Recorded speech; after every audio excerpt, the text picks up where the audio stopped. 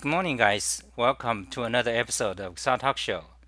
Today is 2019, December 10th, noon, 20 minutes after noon. And today is Tuesday, and this is San Francisco time. So, hi, guys. Hi, Alan. So, today we're going to talk about Japanese input systems, Japanese language, Japanese writing system, Japanese input system, and Japanese keyboard layouts. There are quite a variety of Japanese input systems and keyboard layout. Because, for example, in English language, we have Vorak, we have Comac, we have Vorak, all these different keyboard layouts. And for Japanese language, it is similar. In fact, because Japanese language is more complex, so you actually have more different input methods, systems, and layout. Konnichiwa. We've streamed. Good morning, Alan. So let's drink to the ban energy drink.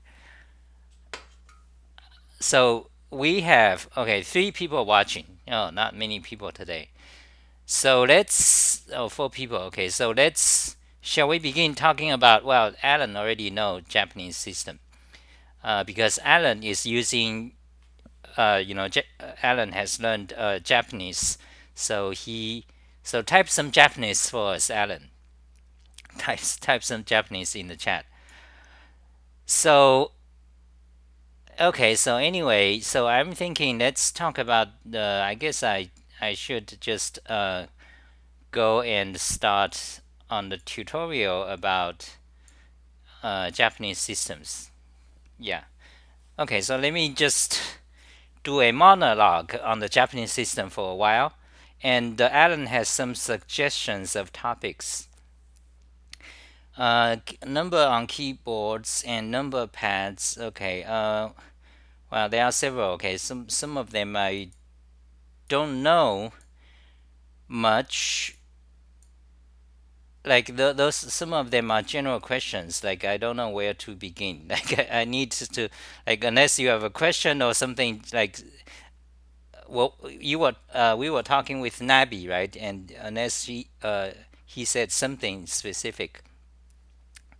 So anyway, so I studied Japanese input systems. I don't know Japanese. I have not learned Japanese, but I have studied their writing systems. And also remember, writing systems and the speech, the language is entirely, totally, almost like 100% separate things. So writing system is one thing. The language, the speech is another thing, entirely different. Because if you look at around the world, the writing systems, there are a few major writing systems. For example, you have Latin alphabet and or European variations like Spanish, French, Italian. Then you have Russian alphabet. It's basically still the same thing, but they changed the shape of the Russian alphabets. So actually, let's go into, okay. So let's just start to talk about random stuff. I mean, on the on the Japanese input system. So let's go to. Um, I'm going to say I was talking about layout. So layout, you can see different languages. You have English, then you have German, French, Russian, okay, and Portuguese or Spanish. So German, pretty much the same Latin alphabet. Plus, you have a few special characters, such as those umlaut, UOA. So there you have the Russian keyboard and so on. And French similar, okay, and Russian, okay. So for Russian, it's still basically just the same alphabets, a bunch of letters. Then, but you have different shape. And here is the Russian layout heat map. They, basically all the words layout are very inefficient. And so so this is what this is Portuguese. Okay, so this one is a MP Nativo layout, It is a efficient layout designed for Portuguese, just like Vorak for English. So anyway, so these languages they have their writing system, basically Latin alphabet based, and then you have Chinese characters. So let's close. Okay, let's go to Chinese. Let's see where I can find it. Okay, so Japanese and Chinese. Okay, so Chinese, you have, of course, you have the Chinese characters, and you have, so here on this article we are talking about Chinese input system. But anyways, Chinese input system, that's another complicated thing. So what I'm trying to say right now, I'm trying to focus is that different languages, the writing system and the speech are entirely different. It's almost like a 100% separate thing. So what I'm trying to say is that in many languages, a writing system, usually a specific writing system is used in many languages. For example, the Latin alphabet is used in French, German, English, Italian, Spanish, Portuguese, and so on. The Chinese writing system is used in Chinese, Korea, Japanese, and used to be used in Vietnamese as well. Even though, even though these languages, Chinese, Korean, Japanese, and the Vietnamese, they share almost nothing. They are entirely different languages. However, they all borrowed the Chinese characters as part of their writing system. And in Arabic countries, the Arabic alphabet. So the Arabic alphabet, let me show you. Okay, the Arabic alphabet. So you go to my Unicode, you search for Xali Unicode. You can see I have, so you have Latin. So let's go to Unicode. Xali Unicode.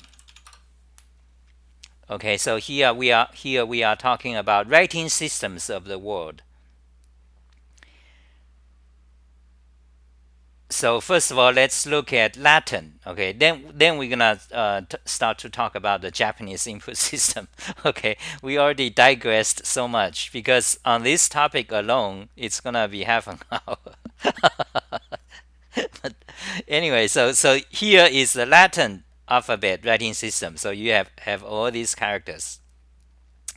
Then you have Greek. Okay, yeah, Greek. Now, the Latin alphabet came from Greek. Okay, so here you have Greek, different characters, different shape.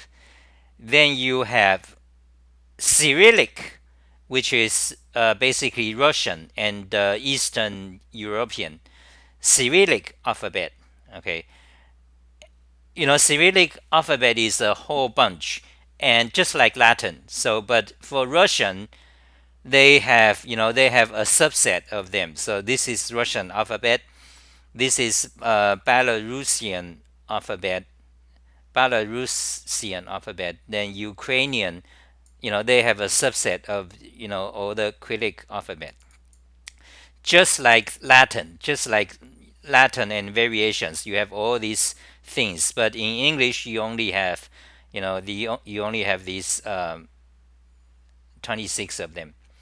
So you can see we have all these different alphabets. Then we are talking about Chinese.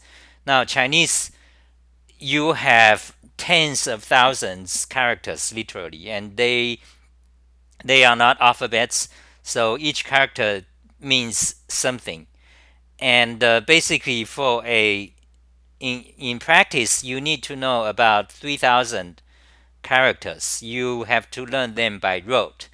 Basically, there's no other way. So every Chinese you learn in school, in middle school and high school, you learn these characters. You learn how to read them, how to write them, and you need to know about 3,000 of them to barely understand newspapers. You need 4,005 to actually I would say college educated Chinese people in China or Taiwan, they would know five or 6,000 characters. So here is a snippet of example of Chinese writing system. Well, the characters. Chinese writing system is basically just these characters. Then you have, okay, so Chinese writing system. Then we have Japanese writing system. Now, Japanese writing system is one of the most complicated. Uh, so anyway, my point here. So let me talk a little about. Let's. I'm gonna talk about the Japanese writing system in a little bit. Okay, later. Then we are going to, because we need to know this before we can talk about the Japanese keyboard input system and layout. You need to know the Japanese writing system first, but we're gonna talk about that a bit later. So you have Japanese, then you have Korean. Korean is very interesting. Korean is, you see these squarish characters, they are actually alphabets. They are alphabets invented about 300 years ago. Was it 300 or 400 years ago? It's pretty new. So, but this alphabet differs from the English one, where you just have characters, you place them to the right of it. Instead, you have these shapes and you compose them to form a character. So these are actually alphabet, but I don't know Korean. Okay, I only studied a little bit about the writing system, so I don't know Korean. But anyway, so Korean system, the Korean writing system is actually pretty elegant. That's what people say. That's what I. When you study these kind of things, you will hear that it's pretty, let's say, scientific. And Korean used to also use Chinese characters. Okay, not so much today, but let's say 100 years ago, Korean writing, uh, just like Japanese, like half of them will be Chinese characters. They don't do that much these days. So so we have Korean alphabet. So let's go to Arabic. Yeah. So back to my point. So here is Arabic alphabet. Arabic alphabet is used in several languages, very different languages in Middle East region. So it's used in Persian. It's used in Arabic languages. They are different languages. Okay, but I don't know how much they relate to each other. But anyway, they use the same writing system, which is the Arabic alphabet, like that. So if you don't know the language, you look at them, they look the same. Yeah. So that's Arabic, and you have some others. So you have Indian stuff. Indian has lots of languages. Indian has like almost like 1,000 languages, local, regional languages, but there are like 5 or 10 major ones. Um, anyway, I don't know Indian stuff much. So this alphabet is called Devanagari, and this is used in by the language Hindi and few others. Okay, so if you read Wikipedia, it will tell you several details. So it's used in several languages like Hindi. So among the language using it is Hindi, Sanskrit, Pali, Awadhi, Bhojpuri. Several like 10 other languages use this Indian Devanagari script. So my point here, you see, my point here, back to the point, is that the human languages and the writing system are almost totally separate things.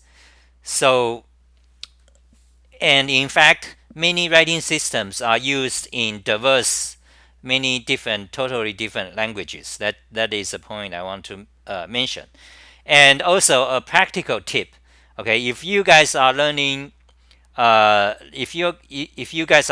foreign language, like let's say Russian or Japanese or Korean or Spanish, okay, you want to make sure there is the writing and reading skill and also the speaking and listening skill. They are entirely different. Okay, I talked about this in previous videos before, like maybe half a year ago.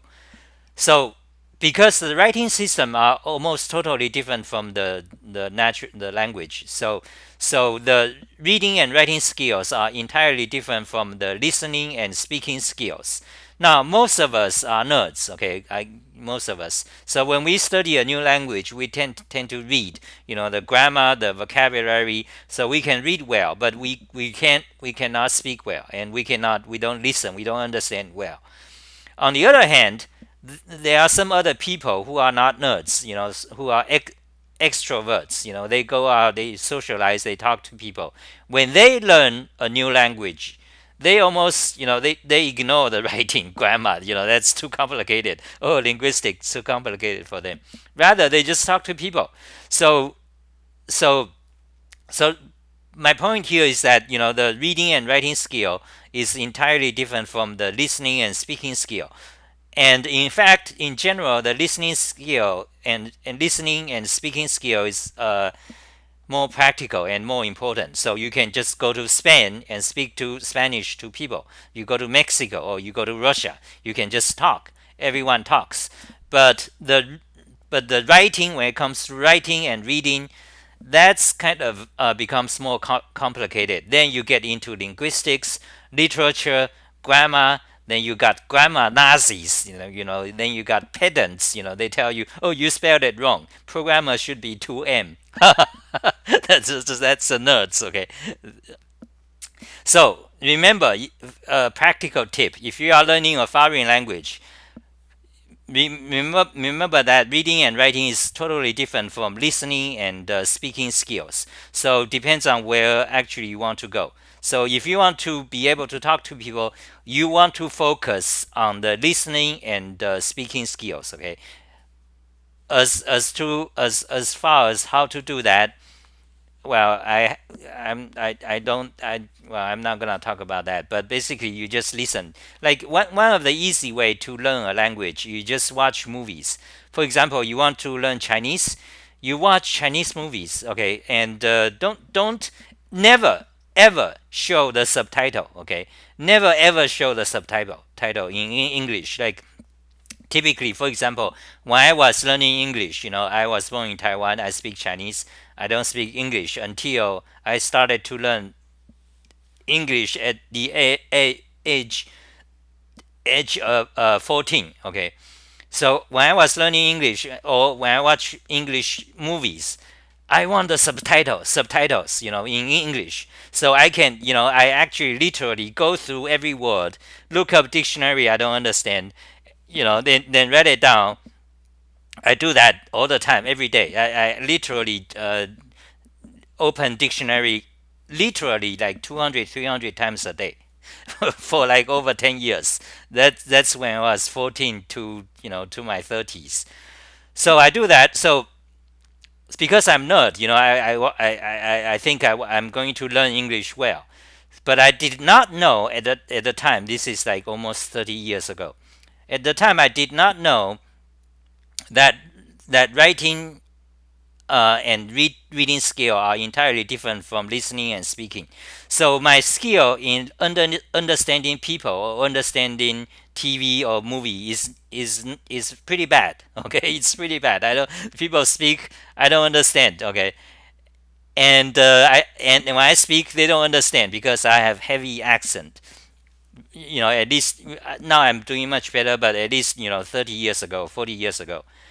So remember, they are totally different because I was a nerd, so I focus on, I thought I'm gonna learn all the words in English. So I did pretty well there, and I can read well, and I can write. I know words, back then I know words a normal English native speaker would not know.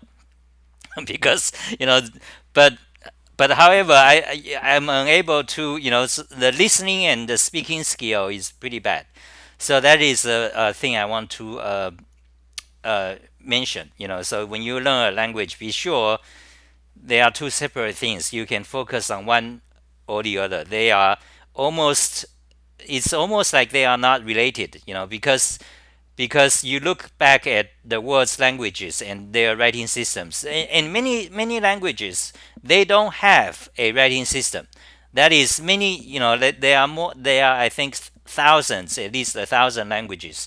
They don't have a writing system. They cannot. You cannot write it down. They don't. They just never developed, because if we look back at history, we human animals, we just gesture and make sounds, just like dogs and wolf. Dogs, lions, they make sound. Birds, you don't you don't write things down until much later. Okay, so remember that. Okay, so okay. So now I think I'm gonna read some comments, and let's look at the. Then we're gonna talk about Japanese writing system and the Japanese input methods and Japanese keyboard layouts. So I've been talking for 20 minutes. That's good. Okay, so Alan says, oh, it's all Alan. Good morning, Kathy. So I have six people today. What day? Good morning, Danielle Langlois. What day is today? No, not Tuesday. Tuesday should have a lot of people. Tuesday in general is the busiest day. Well, not the busiest, but Tuesday, Wednesday, Thursday tends to be the busiest on the web.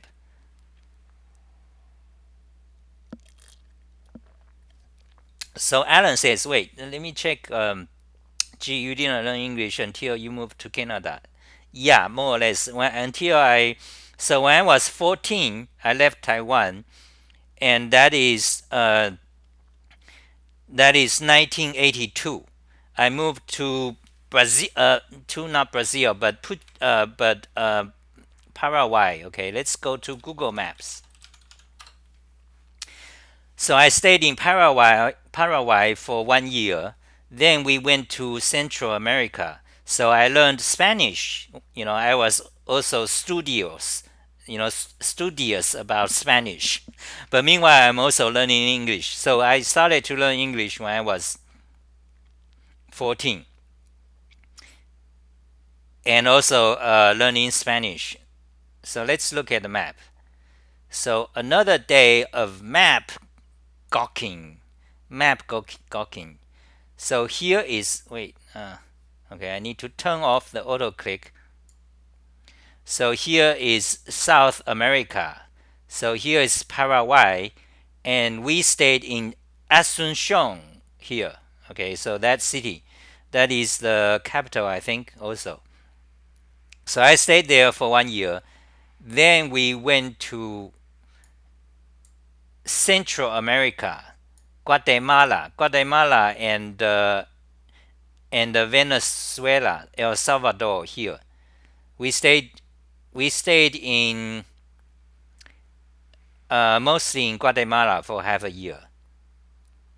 Then I went to Canada. So by 1985, I'm in Canada.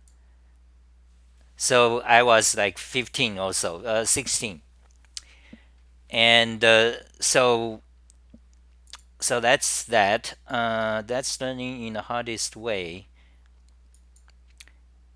Yeah. So let's see what other questions. So maybe we should just give up talking on people face to face. Always use smartphones to communicate with people around us. Give up on talking to people face to face.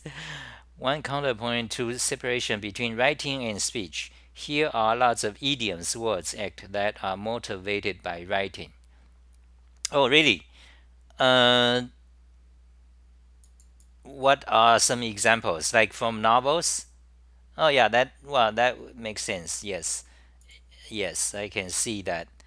For example, for example, goody-two-shoes. Okay, there's an English idiom, goody-two-shoes, or goody-two-shoes. Now, many years ago, I was reading, then I came across this word, goody-two-shoes. I don't know what it means, so I look up, and the definition. Of course, I learned the definition. It says, by the way, never use Merriam-Webster dictionary. Okay, Merriam-Webster, the online version, and also the dictionary they sell, the abridged version. They are shit. Okay, because I am an expert of dictionaries. Actually, I need to show you my articles now. I have like 5 or 6 articles about details of different dictionaries. But anyway, the goody-two-shoes. Okay, if you search for Xali Dictionary Review, you'll find my articles. It's written like 15 years ago. But anyway, goody-two-shoes. So it means adjective. Okay, use as a modifier before a noun. So what did this mean?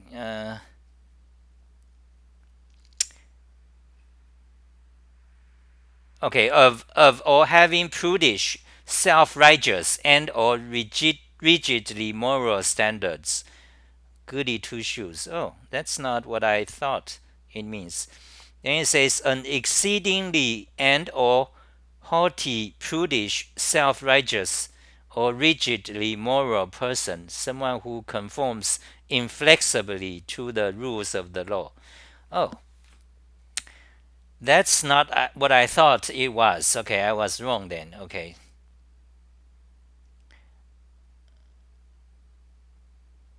Because I thought it means someone who always tries to be helpful. Uh, like always try to be kind and helpful to the extreme. But okay, I remembered it wrong. But anyway, I so there's an idiom. So then eventually, a few years ago, I looked up on Wikipedia. So apparently, that word "goody two shoes" is a character in a novel, in a children's story. This one, "The History of Little Goody Two Shoes" is a children's story published by John Newbery in London in 1765. Okay, the story popularized the phrase "goody two shoes" as a descriptor for an excessively virtuous person or do-gooder. Yeah, that's what I thought it means. But however, the definition here, which I think is from American's uh, Heritage Dictionary. Okay, so it's from what dictionary? So anyway, the dictionary given here is contrary to the is a slightly different from the origin, the history of Little Goody Two Shoes. Because in the novel, it's about a person who is excessively virtuous person or do-gooder. But the definition given here is about someone is haughtily prudish and self-righteous and rigidly moral. So, anyways, that's interesting. So, have you guys heard of this phrase? Anyway, so I think that's an example where idioms came from writing. So actually, I there's a lot of comments. I kind of we've been going off a tangent for a long. So let me see the comments. Cheers. Japanese is polysyllabic, like European languages. Okay. Opinions on top-down language planning: should written language be controlled, standardized? Uh, Top-down language planning. Oh yeah, so Alan is saying about some languages the government try to force or try to have a strict standard. As far as I know, French is an example of such a language. The government or the people, they don't want the language to change in uncontrollable ways. So, for example, French, as far as I know, French is an example. So they are pretty strict. They want people, they have strict grammar, the way how it should be said, how it should be written, how, things like that. On the other hand, English, I think, is the opposite extreme, where anything goes. There's no standard body to tightly control or tell you what it should be. Well, yeah, they are pedantic people and grammarians, but in general, English language just it's like free flowing. You borrow words from Japan. For example, we have Weibo today. We have lots of Japanese jargons, Weibo, and you borrow phrases from French, from just let it go. And I think most languages is like that. They just, whatever happens, happens. So, I remember one day I was reading the etymology of okay. So that's an interesting story. Okay, so okay, it turns out I don't remember the details, but okay, I think it came from. I mean, you see, like why, what does okay mean? I mean, this it's not a abbreviation to some full words. You just okay, okay, K is KAY. So one day I was looking, where it came from. So it turns out I don't remember now, but I think people. I mean, we don't know for sure, but we have several theories. I think. Okay, so here, for example, they say proposed etymologies. So it says many explanations for the origin of the expression have been suggested, but few have been discussed seriously by linguists. The following proposals have found mainstream recognition. So, it means we don't actually know where OK came from. The word OK, okay, not the hand symbol. The hand symbol is a different thing, but I don't know how that came to be neither. So, so they have several theories about where OK came from. So so you can go read it. So it's interesting. So I'm saying English is an example of a language. It just go wherever it wants to go. So do I have an opinion about whether it should be controlled, tightly controlled, or free flow? I don't know. I don't have a strong opinion on neither. I guess it depends on what if you have a goal or not. For example, we have the logical language Lojbang. Okay, so we have okay. So I should. Oh, Emily. Good morning, Emily. Great to see you. So we have the. Oh, okay. Emily is an expert of Lojbang. Well, actually, I know Emily is learning it. I'm not sure she's an expert yet. But anyway, Lojbang is a artificial language. It's a constructed language. It's designed based on logic, so it's supposed to be extremely precise and logical.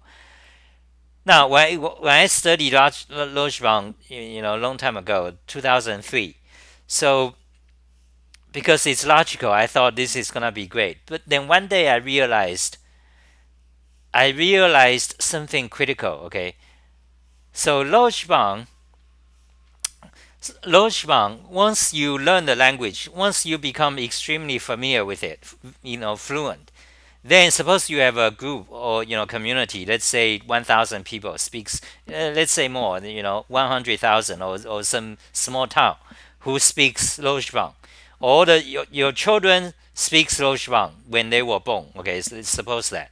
So meaning that Lojbang became popular. Then I think something will happen. Okay, this is what will happen when this is a very precise logical language. But however, when you become very popular, human animals, we are not like machines. We are not CPUs. We are not logical machines. So we will make arbitrary, nonsensical expression out of the blue anytime, all the time. In fact, all the time, we'll just make like there's a word inside joke, inside joke. Like we share many inside jokes between us. Nobody else understand. It just come up happen, because so we humans, when you are using Lojbang, okay, it is my guess, okay, that the Lojbang, the logical structure and grammar, they are kind of they will rot.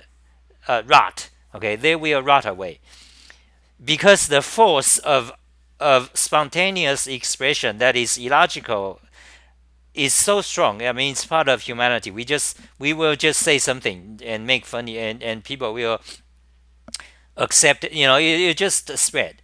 So so eventually, let's say after 100 years, after a few generations, I think, large one. If you don't tightly control it, then it's gonna it's going to lose its property of being, the original property of being logical and precise, and supposedly help you think. Okay, so that so I thought about that, and I have written an article somewhere. I don't know if it's online on my website or not, but this is like 10 15 years ago. I think I posted to the Lojban group, and they of course they don't like me, because in my usual manner of not being conform uh not being a conformist. So anyway, so you have this issue when you let the language just freely flow, it will change its nature. The pronunciation will change over generations. The spelling will change over it's just going to change. So about whether we should control the language or not, I don't know. I guess it depends. So for a language like Lojban, I think if you wanted to maintain its precision properties, you have to control it. And controlling it is a problem, actually. So you see, these are not computer languages. These are languages used by human, or supposedly Lojban. Okay, you can't, like, even French. You can't really like control it. Because people just want to say things the way that, the nobody sticks to grammar all the time. In fact, most of the time, people don't stick to grammar. So about the controlling the language, that's almost a natural and almost an impossible thing to do. So I don't know what's the situation with French. So anyway, that's about this. That's my thought about that. So let's see. What, for example, we talk about ABCs of such and such. So let's see comments. So many. Oh my! I have a neighbor who has a motorcycle, and he likes to make noises all the time. It's very loud. Blanky caps Chevrolet to find the true touch typers. Okay, so what you guys talking about? So what should we do now? Should we go back to the Japanese um, input systems, or let's see, Alan, Portuguese. So let's see. Okay, let me read the comments quickly. Okay. Okay, actually, I need to close my window. The motorcycle is too loud.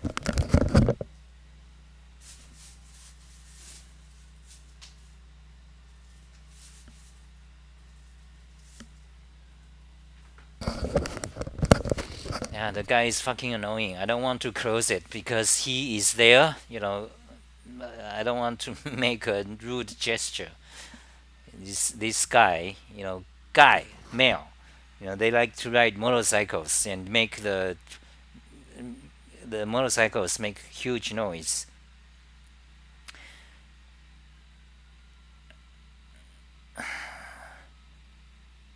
So actually, so let me read the comments quickly. Okay, let's see. Let's go back to here. So Alan says Portuguese. Uh, so if you ruled the word or some corner of it, what would do to standardized language measurement? Okay.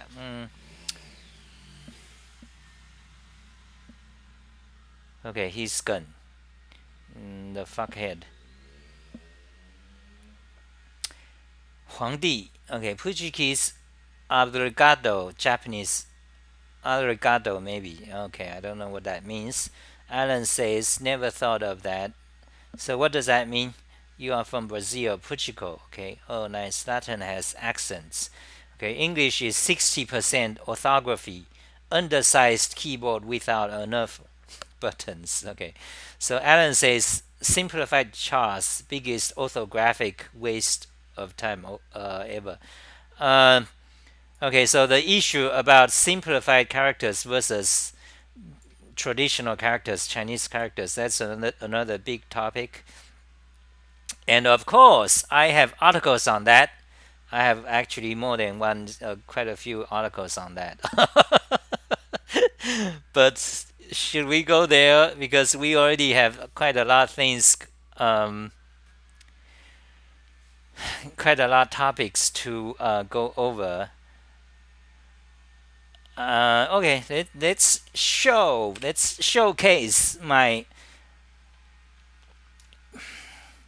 looking into my obsession towards these kind of things. Xali simplified charts. Okay, I'm just gonna go over them quickly. Okay, all these are okay. So all these are programming related. That's not what we want. Great Firewall, Chinese net censorship, whatever. So you need to go to simplified charts versus traditional. Okay.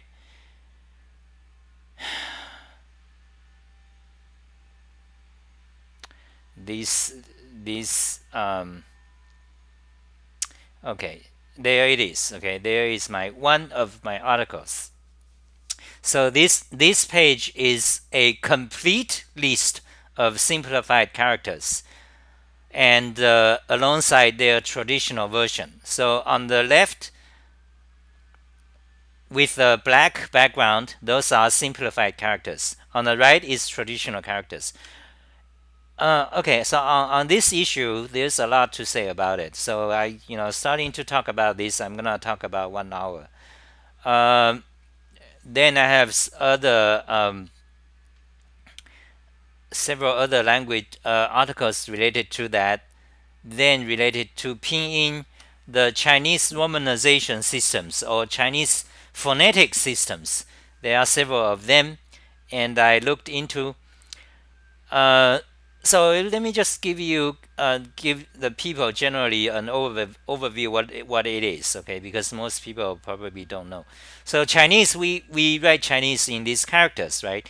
So but around 1940, 1930, uh, the Chinese government, actually the government from Taiwan, you know, you guys, most people don't know. Even Chinese people don't know this. Okay, I know the details. Okay, let me try to explain. First, so anyway, so first of all, let me try the general what it is. Okay, for English people. So Chinese characters, we write these characters, but in 1930s, okay, the Chinese government, originally it was the Taiwan government, the government now who are in on Taiwan where I grew up. But later on, around 1950, it's pushed by the China, the Chinese communists. Okay, but anyway, so they want a to start a movement to simplify the characters because back then, remember, this is 1920s, 1930s. We the technology started to grow. We start to have World War II is coming, and there's a lot of technology going on, and you begin to have airplanes, travel around the world, travel to Japan, to Europe. There's international communication. You started to realize, then, well, anyway, Chinese people at the time, the academia, they think we need to simplify the characters because if you don't, you're gonna die. Okay, because the characters, they take tremendous time to learn. So in fact, at the time, they want to entirely eliminate Chinese characters. They are planning to move into a alphabetic system using English, the Latin alphabet. So anyway, so there's this movement. It's huge movement. Among that, there's also a simplification of the writing style, like using a modern style of writing. Reform, you call that reform. So anyway, one of the reform is the character simplification. So the China, after the war, the Taiwan, the government escaped to Taiwan, but the Chinese government, they started to push this simplification because the thought is that it's kind of necessary because if you don't, your people, the citizens, they're gonna it takes tremendous time to learn all these characters. Too many strokes. You cannot write. Remember, back then you don't have computers yet. So you write a Chinese character, each some of these has like 20 strokes, 30 strokes. So that is why you want to simplify them. Okay, so that is a movement. That's the reason why they sit together. Some people, some of these academics, they design, they try to create a simplified version of the other characters. Then, so that's the origin. Okay, that's the origin of the simplified characters, and it is espoused by Chinese government pretty much. Since 1950s. The reason they push for it relates to lots of other things. They also push nuclear bomb. Okay, so China since 1960 or something, people are very poor, but they have nuclear power. They have nuclear bomb. Okay, so that is why that is a significant reason China is still big over there, because otherwise you're gonna have USA coming over to bomb you out because you violate, you are a threat to the world danger. USA is gonna nuclear bomb you. So anyway, China, among many different reasons, China pushed for the simplification of the characters. Meanwhile, Taiwan, the Taiwan government is backed by USA. Basically, it's a puppy, okay, kind of. Puppy, because the weapons, all the things can, much of it, okay, not all, but much of it is basically USA. And also Taiwan culture to this day today is a follower of USA. Whatever USA have, they have it in Taiwan right away. Like today, for example, in USA politics, we have trans, we have feminism, we have gay rights, gay right marriage. It's all in Taiwan now. It's Taiwan follow closely with USA. USA puts money and all that. Because why? Because USA don't want China to become powerful, just like the Russia Cold War. USA don't want Russia to be powerful. So USA need stations and troops, to form and to around China and Russia. So USA befriended Japan and South Korea and Taiwan. So that's good for us, USA Americans. So anyway, that's a big history, a political history. But China, they push for simplification, but Taiwan for for reasons, okay, for reasons they do not. They want to keep the so-called traditional characters for no good reasons. Okay, what is the primary? When this is a very controversial issue, in especially in Taiwan, very controversial.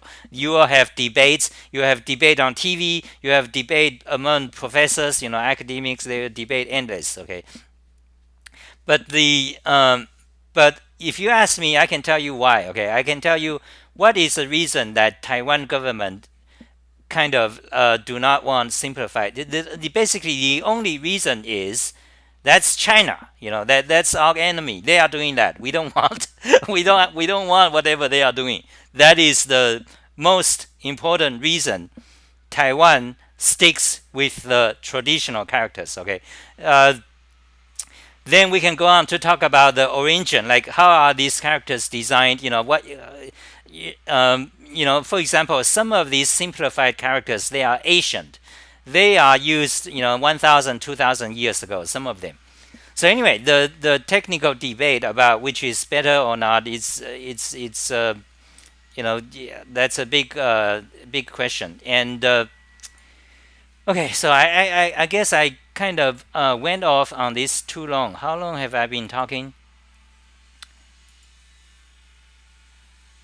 Okay, I'm still on. 9 people watching, so no comments. Okay, so I guess I'm getting boring.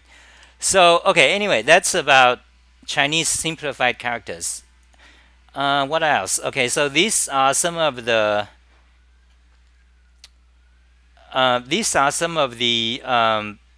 most frequently used Chinese characters. Okay, so these 500 are the most frequently used Chinese characters. So anyway, let me go back to the oh, okay. So this one I need to mention this. I studied the issue about character simplification, and so if you ask me whether it's good or bad, I don't have a one easy answer. Okay, it's not like, oh yeah, you should simplify, or no, it should be traditional. I don't. There's But well, if you ask my opinion, which I support, I would support the simplification. Okay, I support the simplification, not much because it is actually in some sense technical superior. That's not why. But rather I support it because it's already there. Okay, you can't just reverse history. It's already there and widely used. You cannot just revert. Let's go back and reverse history. So, and also I don't like the Taiwan government. The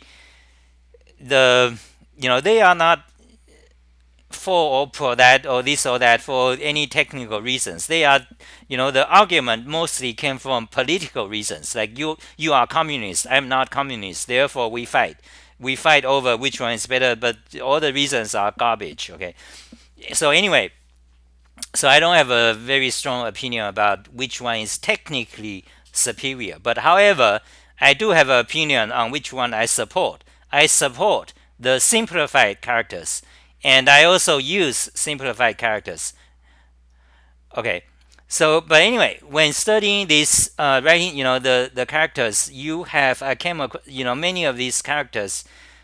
I have my own notes, so this page is my own notes. I tell you which character their simplification is good and which one is very bad. So anyway, I started to write this. There are only like 20 of them, but this article is just the beginning of it. I didn't continue because when you study this, if you actually start to study this, it's gonna suck your years out of your life. You're gonna end it's gonna be endless, because when you talk about Chinese characters, Chinese writing system, it's like 2000, 3000 history. It's a deep black hole to dive into.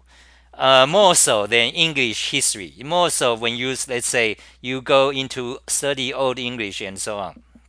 It's a deep, it's a deep black hole to dive into. And also because when you study these kind of things, it's like in practical, it's gonna be useless. So I can study this for 5 years, and I will, it's gonna be useless basically unless I become a professor focusing on that. And even so, you the chances of you being hired is slim. Because this history, when you study history, art, or the linguistics, history of linguistics, is kind of a dead, impractical thing to do. So anyway, here on this page is some kind of a history of Chinese characters. Okay, so we have this 10,000 BC oracle bones. So this is 3,000 years ago. This is the origin of Chinese characters.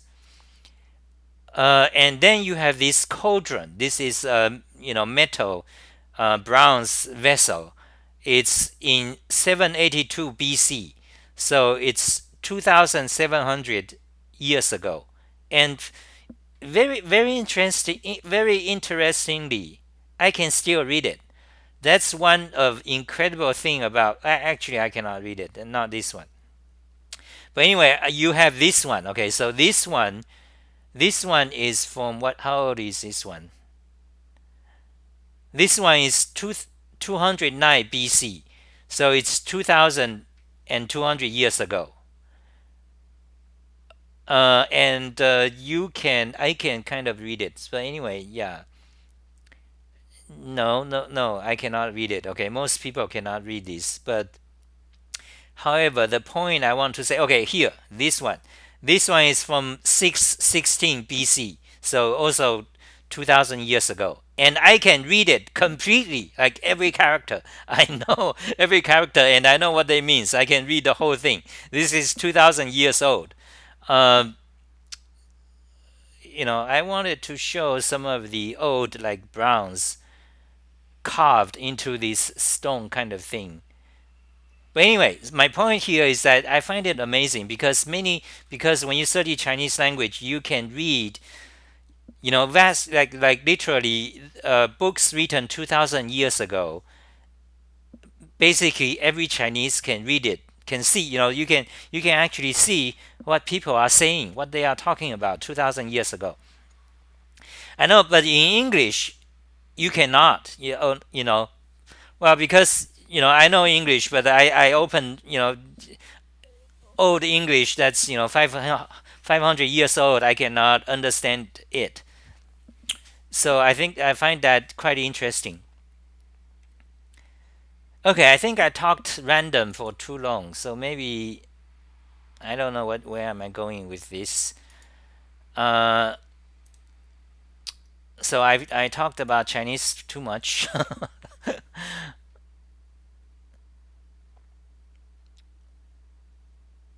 So any questions? So Alan says my glasses prescription got stronger after I learned how to read a few thousand Chinese characters.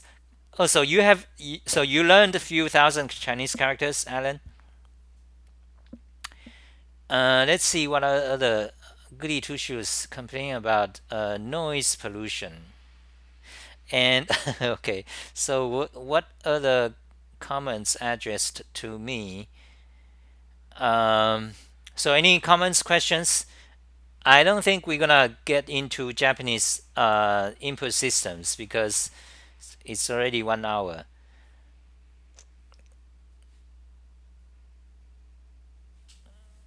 So let's see. One counterpoint to the separation between writing. Okay, so for example, ABCs of such and such. Tons of abbreviations we use all the time. PC, personal computer, politically correct. Yes. Nerd speech makes more references to writing things. Okay. So Alan says we should give up talking to people face to face and always use smartphones to communicate with the people around us. Subtitle to the video. I just tried to add subtitles to the video. What video? But we can do live. Uh, English has lots of accents just in England. Okay. In America we speak American. So Kathy says, gee, you didn't learn English. Yes. So Alan says people still have funny accents. English people still have funny accents. But I don't want to understand people, only anime. Okay. Hey, Nabi. Uh, HHK Japan was different than HHK English. What? HHK? Happy hacking keyboard. Okay. Uh, European dictionaries have synonyms and antonyms, unlike American. American also have it. I mean, it depends on which dictionary. So, for example, let's go to my dictionary. Okay, Xali dictionary review. So I just want to show you my rant on the various dictionaries. I'm very obsessed about dictionaries because I read them, I thumb through them few hundred times a day, literally. One time, two times, few hundred times a day, for every day for like over 10 years, 20 years. So, and I have used several dictionaries. I actually memorized the way they define words, especially Merriam-Webster. Like you give a word, I can tell you how the dictionary says is a definition, in the same style as the Merriam-Webster. Anyway, the thing about Merriam-Webster dictionary is that Merriam-Webster for some reason they market a lot. So wherever you go, when you are in college, you will see Merriam-Webster dictionary. When you are in online, the Merriam-Webster dictionary will show up on top. Okay, for some reason they do marketing a lot. They are successful. On the other hand, my favorite dictionary American Heritage Dictionary, you almost don't see it. Okay, you don't see it. You have to go to a bookstore to specifically look for it.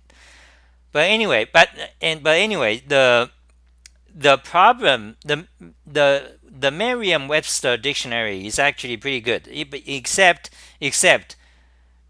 the ones you encounter, such as online, the Merriam-Webster website, and the ones you buy in college stores. They have the hard copy.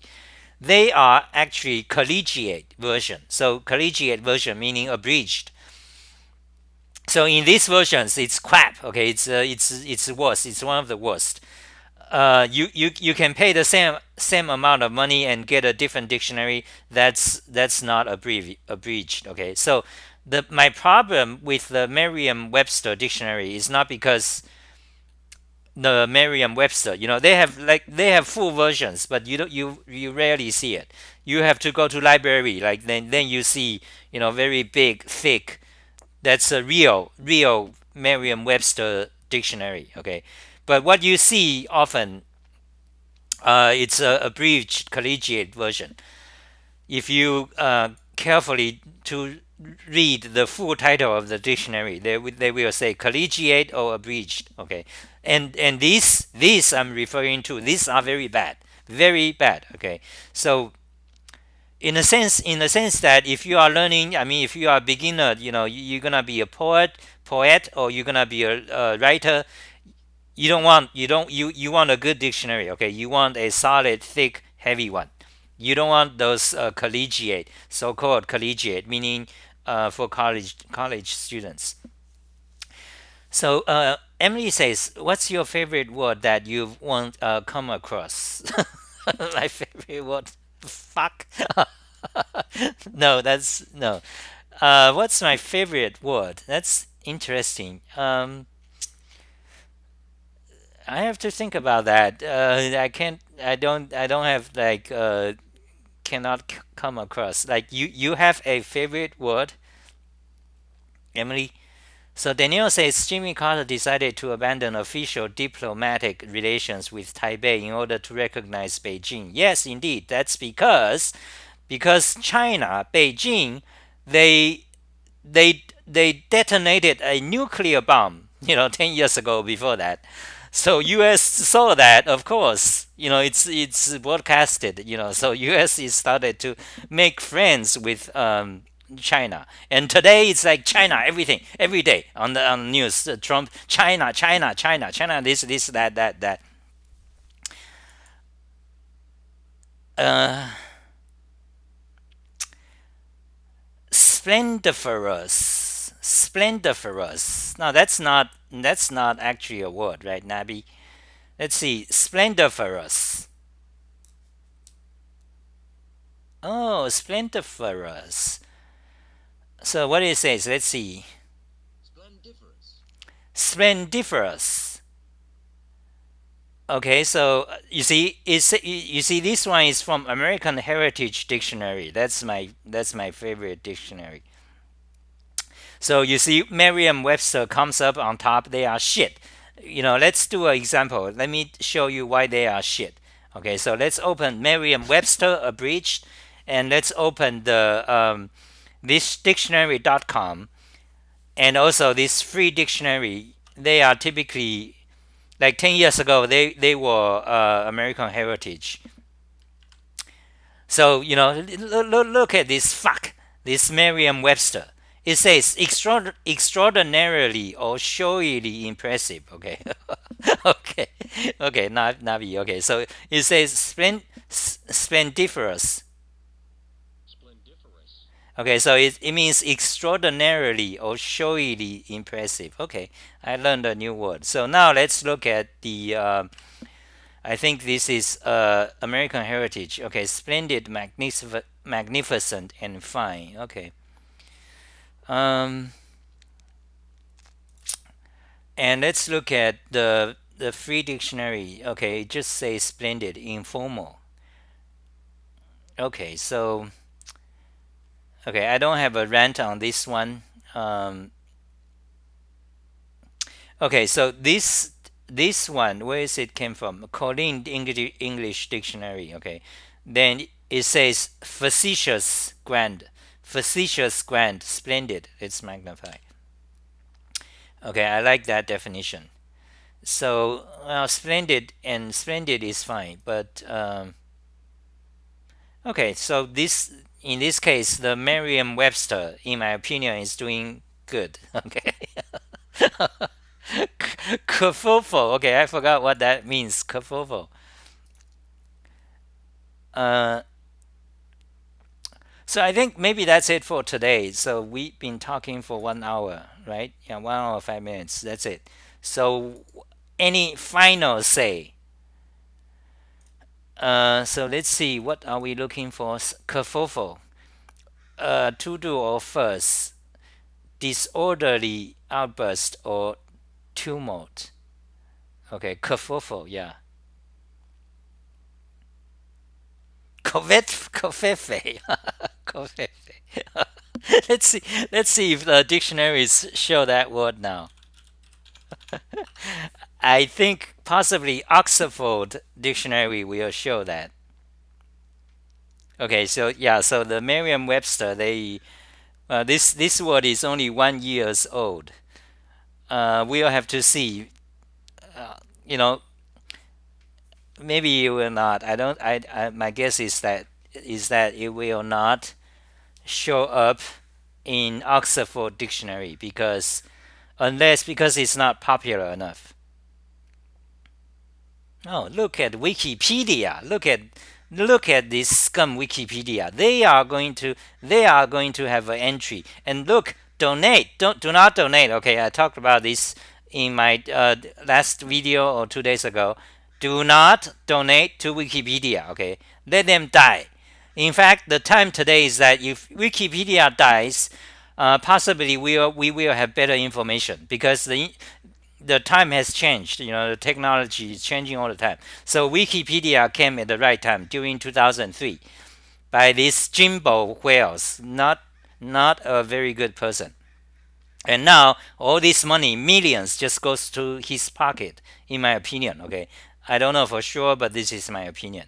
So do not donate to Wikipedia. And if Wikipedia shut down today, possibly we will have an alternative, us reach even possibly better tomorrow. It will spring up right away. That is what I believe.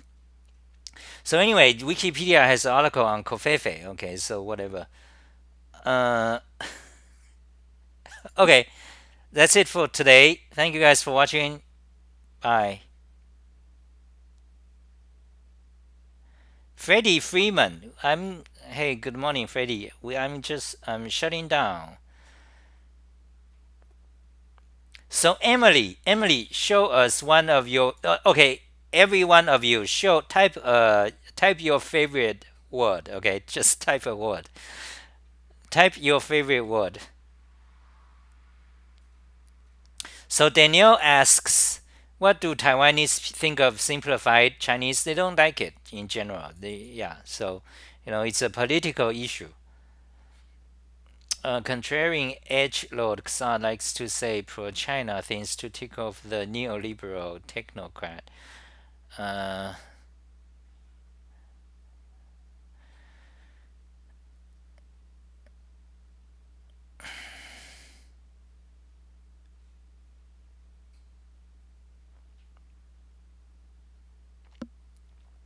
the only good reason to have Wikipedia is to get some info on population of various cities. Some info on population of various cities? What do you mean? Good morning, Bart. Bart, you are so late. English has lots of great phrases. Mental masturbation. Okay, that's that's okay. Your message is held for review. Okay, I'm goodbye. Bye, guys. Have a good day.